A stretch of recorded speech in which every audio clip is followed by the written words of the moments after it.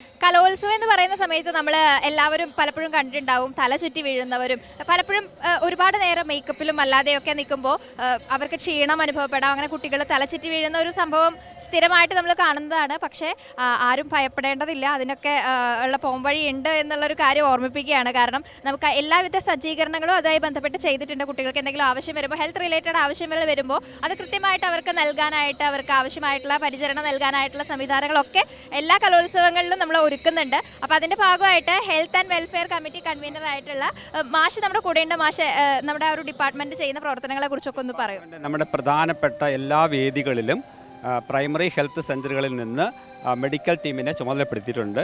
അവർ 3 പേര് വീതം പ്രധാനപ്പെട്ട 6 വേദികളിൽ ഇന്നുണ്ട്. ഇവിടെ ലാൽ ഹോസ്പിറ്റലിൽ നിന്നാണ്, മറ്റ് പ്രൈമറി ഹെൽത്ത് സെൻ്ററിൽ നിന്ന് മറ്റ് വേദികളിലുണ്ട്.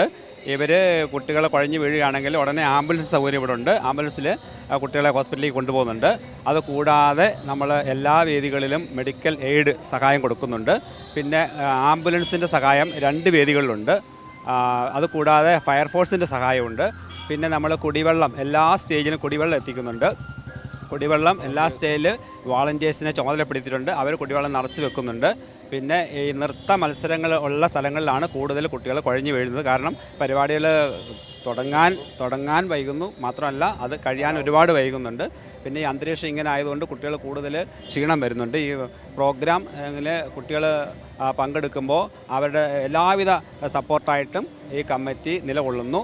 അപ്പോൾ എല്ലാ വേദികളിലും മെഡിക്കൽ ടീമുകളുണ്ട്. എല്ലാ സഹായ സഹകരണങ്ങളും ചെയ്യുകയാണ് നമ്മുടെ വെൽഫെയർ കമ്മിറ്റി. അപ്പോൾ അനന്തകൃഷ്ണ മാഷാണ് ഈ ഹെൽത്ത് ആൻഡ് വെൽഫെയർ കമ്മിറ്റിയുടെ കൺവീനർ. അതുപോലെ ജോയിൻറ്റ് കൺവീനറാണ്. മാഷിൻ്റെ പേര് വിമൽ. നമ്മുടെ തൃശ്ശൂർ ജില്ലയിലെ ഏകദേശം 12 സബ് ജില്ലകളിൽ നിന്നാണ് 1000-ലധികം വിദ്യാർത്ഥികൾ ഈ കലാമേളയിൽ പങ്കെടുക്കുന്നത്.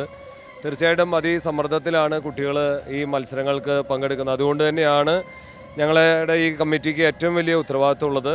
കാരണം അതിസമ്മർദ്ദം താങ്ങാതെ പലപ്പോഴും ഭക്ഷണം കഴിക്കാതെയൊക്കെ കുട്ടികൾ തങ്ങളുടെ ലക്ഷ്യം പൂർത്തീകരിക്കുക എന്നുള്ള ഉദ്ദേശത്തോടുകൂടി മത്സരത്തിന് വേണ്ടിയുള്ള ആ അതിസമ്മർദ്ദത്തിൽ പലപ്പോഴും കുഴഞ്ഞു വീഴുകയും അതുപോലെ തന്നെ തലകറങ്ങുന്ന സാഹചര്യങ്ങളൊക്കെ ഉണ്ട്.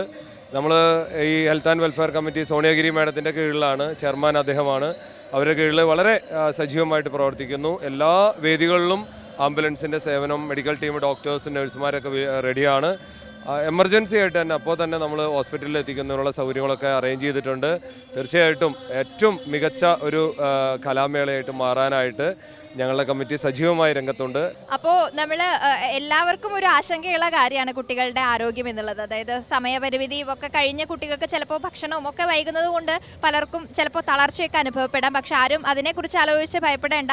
ഏതൊരു ആവശ്യം ഉണ്ടെങ്കിലും അവരെ പരിചരിക്കാനും അവർക്ക് ആവശ്യമായ ചികിത്സാ സൗകര്യങ്ങൾ അപ്പം നൽകാനായിട്ടുള്ള എല്ലാവിധ സജ്ജീകരണങ്ങളും കലോത്സവത്തിൽ ഒരുക്കിയിട്ടുണ്ട് എന്നുള്ള കാര്യം വീണ്ടും ഓർമ്മിപ്പിക്കുകയാണ്. ആ വിശേഷങ്ങളാണ് നമ്മൾ കേട്ടത്.